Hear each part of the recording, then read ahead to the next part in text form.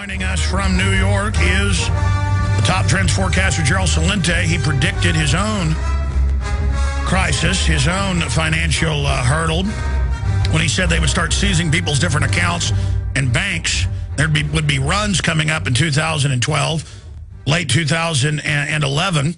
He didn't think that would be his 30-plus years since the 1970s brokerage fund, where he puts money in to bet on metals, and it was money he'd won, and they just took it, and they took it, what, a month and a half ago? And for a while they said, oh, we'll give you your money. Now they just say, you're not getting it. We've adjusted your statement. And Corzine has told the Washington Post, he's now about to testify today. We'll be breaking it down. That's why we've got Gerald here today. He told him, you know what? I don't know where the money went, but I'm sorry. Well, can I go rob a bank, walk out with $1 million, and the cops pull up, and I go, I'm sorry. I'm sorry. And so, oh, well, since you said you're sorry. I mean, you know, I don't know. I mean, if you, like, take a meat cleaver to your wife's head, and the cops show up and there's blood everywhere and she's dead, you say, I'm sorry. Gerald Celente joins us. We're going to come back to the full audience. Some stations don't carry this. We're going to recap all this. But, Gerald, he's sorry now. I mean, he's keeping your money, but he's sorry. Yeah, and he doesn't know where it is. I will give you the forecast. Let's get this straight.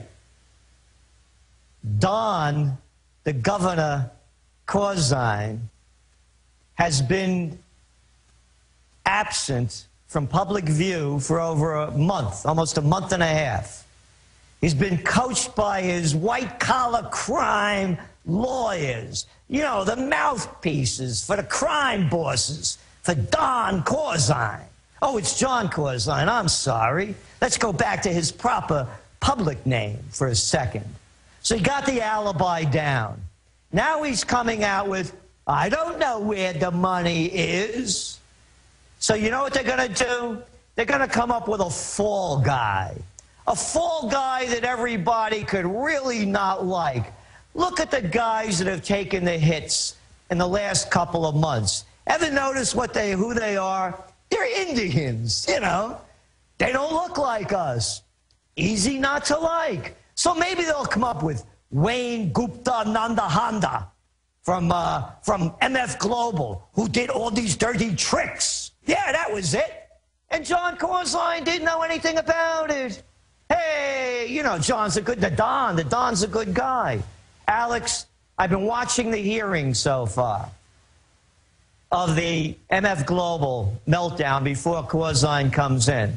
What a joke. What a riot. You got a bunch of people over there, these congressmen, they don't know what they're talking about. It's like bringing me on to talk about the proper procedures of a heart transplant. That's how out of their league they are. There's this one cat that asked a question, and it was a good question, by the way, of the meeting that the CFTC had, the Commodities Future Trading Commission, the group that's supposed to be overseeing this, and what happened at that meeting. And as he's asking the question, he said, and do you know, I didn't know that Gary Gensler is the head of the CFTC, also worked with Don Corzine, the Don Corzine that was the head of the Goldman Sachs gang, the CEO. Gary Gensler was a lieutenant in the gang. I tell you what, stay there. Let's come back and make all these connections. And remember Neil Kashkari. They went and found an Indian to come out and take the blame for the bailouts when he was just a mid-level front man. And you're right. They'll have a bunch of Indians up there because they kind of look like Arabs, I guess, so you can just blame them. I mean, there's no end to it. The way they play the public, it's just unbelievable. Oh, look, Kashkari, he's a bald-headed guy. He looks like Dr. Evil, and he's got an Indian last name. It's all his fault. We'll be right back. Stay with us. When I joined the company in late March 2010, MF Global was primarily a voice-based broker that provided execution and clearing services for products traded in derivative markets and exchanges around the world. I'd like to comment on what he's already said. What he's doing is he's already pleading the fifth. Isn't it wonderful? He was going to wait until January. Oh, yeah, as everything got further and further away from the news, then he could slime in. Yeah, Corzine could slime in January after this thing blows over a little bit. And oh, how sorry he is. Yeah, his heart is bleeding. He's worth, what, $500 million. Yes, how about coming up with the money to cover the losses that the rest of us took? Gerald Celente is our guest. We just came back live. As we were going live at 8 after, they brought Corzine in, and he has basically taken the fifth now, right as Gerald, we invited Gerald to speak over him and give us some live coverage. And so Corzine basically has come in and taken the fifth, as the Washington Post reported that he would take the fifth. And he told the Washington Post that his lawyers did. They don't know where the money is. So how convenient. The money is taken out of the accounts in early November. He leaves, and now he doesn't know anything because he left the company, and he's the one that made the 40-to-1 bet. This is unbelievable. Gerald Celente is our guest breaking this down. I mean, so this is our worst fears. They're trying to set the precedent, Gerald. And, of course, for those that just joined us, you lost over 6 figures from your own private account. That the large Chicago mafia exchange, the CMT, the Chicago trading group, the Chicago Mercantile had come out and said, oh, we're always going to cover everything. It's all insured. Now you're being told it's not insured. It's your money. What type of precedent does this set? Where does this go from here? We haven't talked to you in a week and a half. What have you learned? Well, I learned what I learned before, and that's what I'm telling everybody. Your money isn't safe. And for all you jerks out there shooting your mouth off that don't know what you're talking about, they've never had a sellout like this in the history of the commodity exchange in 150 years. And I wasn't speculating. I made a deal to pick up delivery. And all those jerks out there that say I should have known better, yeah, how about this one? All those jerks in New Jersey that voted in this Don Corzine as senator and governor, you should have known better too. And all you other jerks out there like the Obama administration that welcomes Corzine into the White House and has him throw $35,000 a plate dinners, yeah, they should have known better too. Yeah, everybody but me should have known. I should have known. Nobody else should have known that Corzine was giving us the shaft. So let's go back and play this over. So these committee hearings begin with a guy asking a question, a congressman, who said he didn't know until today that Gary Gensler, the head of the Commodities Future Trading Commission, was a lieutenant of Don Corzine when Corzine ran the Goldman Sachs gang back in the 90s. He didn't know that, the guy asking questions. Then the question he asks was, well, you had a meeting back with Gary Gensler and John Corzine several months ago. Do you have notes of that meeting? And here's what the woman who they're questioning, and you know why they're questioning this woman and not questioning Gary Gensler? Gary's gone. Gary had to go on an important trip. Oh. No, they won't. That's like asking a soldier from the Don what the Don was thinking. So they don't even have Gensler there today. Here's what she said. No substantive issues were discussed. Hey, sweetie pie, what are you talking about? No substantive issues were discussed? What was this meeting about?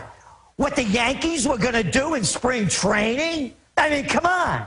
You don't get the two people together, the head of the Chicago Futures, the head of the Commodities Future Trading Commission, and one of the top guys of the biggest trading firms in the world together to talk about nothing. Oh, let's put this in layman terms, though, Gerald, why this is so big. To explain this, and then this was out a month ago, the head of the CFTC, who is there to regulate this, is the former lieutenant of Don John Corzine, the Obama money bag man, who sets up MF Global, grabs a bunch of other companies, buys them, and then steals private bank accounts, which they admit is totally illegal and was supposedly insured. Now they say they don't know where the money is. They're talking to his lieutenants, and they're saying, oh, what was at this meeting? Oh, I don't know. Nothing substantive. He gets there and says, I know nothing. I left the company a month ago when all this imploded, so I know nothing, when he's the one who was heading it up and takes the fifth. I mean, this is so incredibly ridiculous. And it goes further. The head of the CFTC, who's disappeared, maybe he's in Paraguay, the head of the CFTC, maybe he's the boys with Brazil down there with the old Nazis, I don't know. It now turns out, Reuters reports, that he was invested in MF Global. So this is, Gerald, this is, like you said, 150 years of the mercantile. This has never been done. What's going on here? What's happening? And they got the trolls attacking you, of course. They're attacking us. They're saying it's good, the ATF now admits, that they did ship guns into Mexico to blame the Second Amendment. They're like, the Second Amendment's who's bad because the government shipped guns into Mexico to blame it on it. So that's always blame the messenger. Gerald, this is huge. Yes, it is. So you know what they were talking about at this meeting? They were talking about whether John, the Governor Corzine, could raid segregated accounts like mine. That's what they were talking about. And they don't think they have any notes because, well, it was, according to that woman, you know, just a little idle chit-chat. No, this whole thing is a scam. The whole system is collapsing.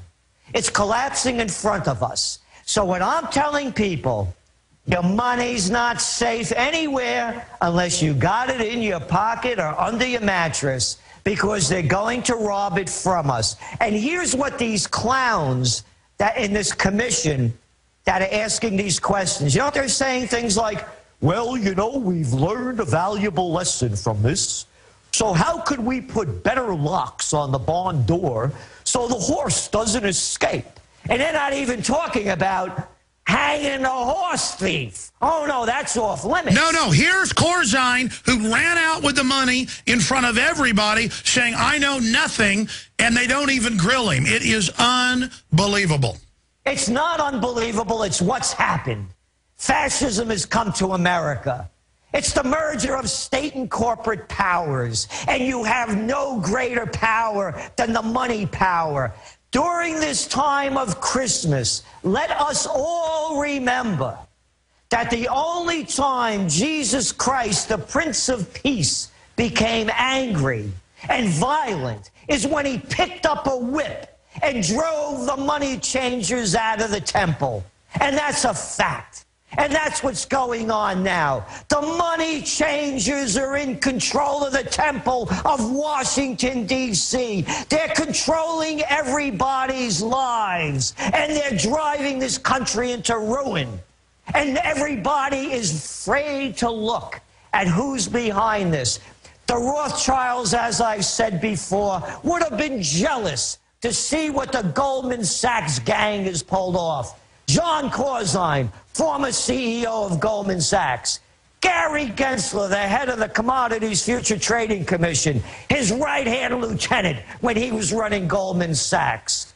Henry Paulson, the former Treasury Secretary of the United States that started TARP and the big giveaways to save the two big banks. Goldman Sachs. Who's the head of the European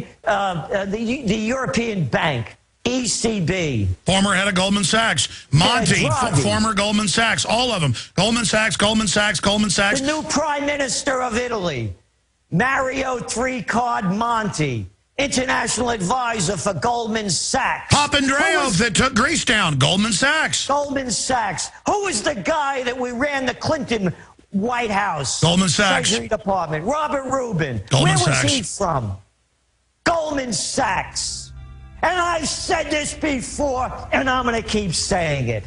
If the names on Wall Street were named Celente, Caruso, Mondavi, Puccini, Rossini, they'd call it the Mafia. But hey, not the J.P. Morgan Chase crowd, not the Goldman Sachs gang, not the Citigroup criminals. Hey, Celente, what's wrong with you? Stay there. You're on fire.